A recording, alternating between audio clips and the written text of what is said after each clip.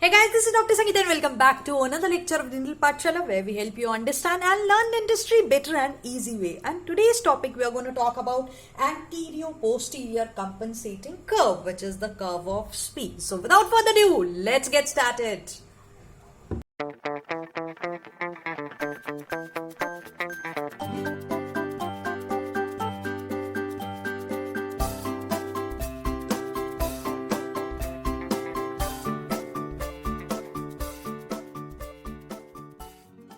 Before we get started, make sure you subscribe to our channel and click on the bell icon so that you don't miss any of our exciting videos. So guys, talking about the curve of Spee. Curve of Spee is an anterior-posterior curve. What is anterior-posterior curve? First of all, anterior-posterior curve is a curve which starts from the anterior region and goes till the posterior region, which is the anterior-posterior curve. So it can be a curve starting from the anterior to the posterior. What is a lateral curve? Now there is something known as the lateral compensating curve. So all except the curve of Spee, all the compensating curve are the lateral compensating curve. So these can be curve of Wilson, reverse curve, monsoon, anti-monsoon, right? So rainy season, rainy is not a curve. So all these curves of these seasonal, exciting seasonal curves, these are the lateral curves. That means they are going to run lateral surfaces from one side to another side. But the curve of Spee, it runs from the anterior region of the mandible and goes up till the posterior region of the mandible, and therefore we call it the anterior posterior compensating curve. Now, first of all, why do we need this curve? So this curve of Spee is also present in the natural dentition. Also, when we are doing the teeth arrangement for a CD case. So while we are doing teeth arrangement for a complete denture case, what do we want? First of all, we want that the denture is stabilized, right? So there is no rocking of the denture. So the stability of the denture is maintained. Now, what do you mean by stability of the denture? That means when I am putting a denture, that means if I am putting pressure on one side, there is no lifting of denture on the other side. So this is what I want, that the denture is stable in the mouth, so that when the patient is doing all these forces like the mastication forces, so all these forces when the patient is basically chewing, so that case there is no lifting of the denture. What happens if the tooth is like this? If we arrange the tooth like this, will patient be able to chew right from here? No, only there is going to be contact in the anterior teeth. So what do we want? We want that a stability of the denture is maintained, and for that we are going to give curves. We are going to do the teeth arrangement based on the compensating curve, and this is the reason while doing the balancing occlusion we read all these Thilsman formula, in that we read the compensating curve. So all these theory actually plays very important role for our clinical practice. So this is the reason that we always want to study first and then we do the things. Unlike the quacks, they only do the work. So starting with the curve of Spee. Now curve of Spee is a curve. Now we know that it is an anterior-posterior curve. So it is going to run anteriorly. It starts from the mandibular canine area. Okay. So this is a curve which starts from the mandibular canine. It follows the buccal cusp tip of the premolars. Now see, first of all, you have to always remember this. Maxillary, second molar and first molar, how do we arrange it? Suppose this is the glass slab, okay.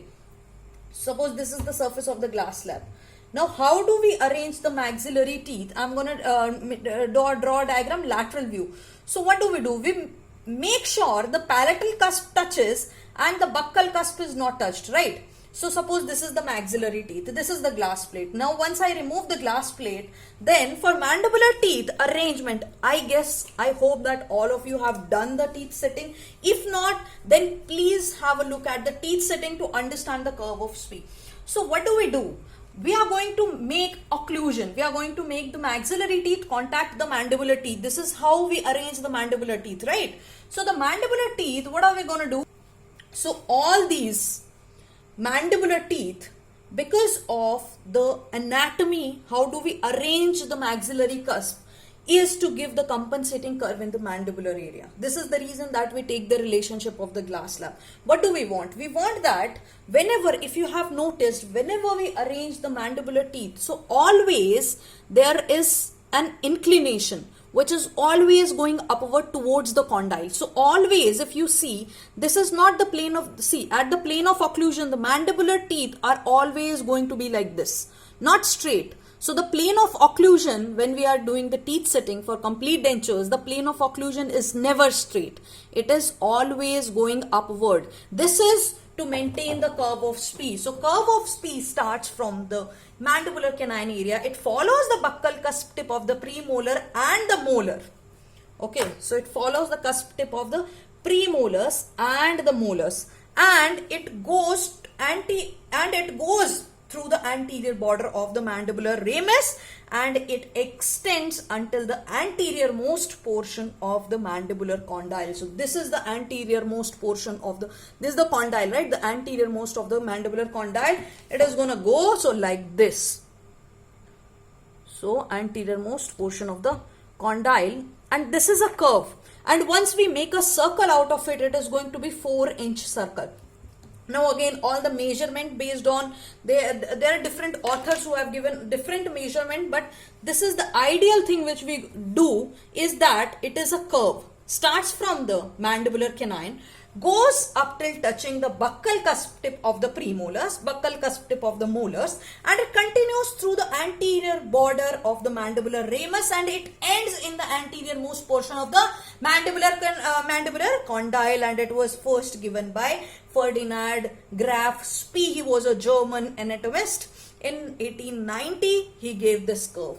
So as you can see in the mandible itself, there is a, because see, we are following the mandible anatomy. Now you have to look at the maxilla first in order to understand. If you see the maxilla anatomy, if I make this parallel, then the maxilla itself is like this, right? If you can see, the maxilla is not straight. It is, see, I'm going to make a pen. See if you can see. Now what happens, I'm going to put a mandible here. I'm going to put a mandible here. Now what happens, as you can see, it follows the anatomy. It follows the maxillary anatomy. So if you can see, this is the exact straight. So if you can see, the maxilla is going upward, right? So if I'm going to put a mandible here. So this is also going upward. What happens if I put this straight? What happens if I put the teeth straight? Now if we put the teeth straight, then while occluding, when in case of, there is the entire occlusal plane. See, when the patient is trying to chew, what happens? Distally, the denture will lift up, right? In order to make the tooth contact, suppose if I make the compensating curve straight, that means if I don't give the compensating curve in the teeth setting, now what happens? This is going to be a straight one. So here is going to be not this, but it is going to be a straight one. It is going to be a straight one. What happens if I give a straight compensating curve? Then there will be contact in the anterior region, right? So when there is contact only in the anterior region, then the posterior teeth will try to make a contact. They will try to kiss the mandibular molar teeth, right? So the maxillary teeth will try to kiss the mandibular molar teeth, and in order to do so, they have to come little bit down, so that the lifting of the distal surface of the denture will occur, and there is going to be a pressure which will build on the anterior region, and this is the reason that we give the compensating curve. So I hope that you guys are understanding it. See what happens, this compensating curve is a curve. Okay, what happens if I don't give a compensating curve in the teeth setting for a complete denture case? What if I don't give a compensating curve? Then there will be only occlusion. Suppose this is the flat. If I give a flat occlusal plane, and if I don't give a compensating curve, then there will be only contact in the anterior region. What happens if I give a steep compensating curve? If I give a steep compensating curve, so if I lift maxillary palatal buccal cusp very high, what if I, while doing the teeth setting, the maxillary molar, if I put more high up from the glass plate, what will happen? There is going to be increase in the steepness of the curve of Spee. So because of that, there is going to be a steep curve of Spee, and then also it will hamper the occlusion, it will hamper the balancing of the teeth. And this is the reason, my dear lovely students, that while doing the teeth setting, we take the help of glass plate, and this is the reason that we put the maxillary teeth setting like that, so that there is going to be a compensating curve. Now I hope that you know, while doing a teeth setting, if I ask you to increase the compensating curve, that means you are going to lift the mandible posterior part little high. So if I ask you to make a steep compensating curve, that means you are going to put the molar like this. But what happens if we give a steep compensating curve, or if we give a flat compensating curve? It is going to hamper the occlusion. So we do not give it so flat, we do not give it so steep. We somewhere give close to the flat, because see, we somewhere give, see, this is close to the flat, this is not so steep. See, if I make the steep compensating curve, this is going to be a very steep compensating curve. It will hamper in the protrusive movements of the teeth, and it is going to cause imbalance in the denture. It is going to cause instability of the denture, and for this reason we give the compensating curve, little bit of compensating curve we maintain for complete denture, but which is slight compensating curve, not too high compensating curve. If the compensating curve is too high, and if the patient is maxillary teeth, suppose this is the mandibular teeth, okay, and if I give, this is the maxillary teeth, if I give the compensating curve too high, what will happen? There is going to be always hindrance toward the posterior region. So always the patient will also complain of the muscle, because masticatory muscle is attached from here, right?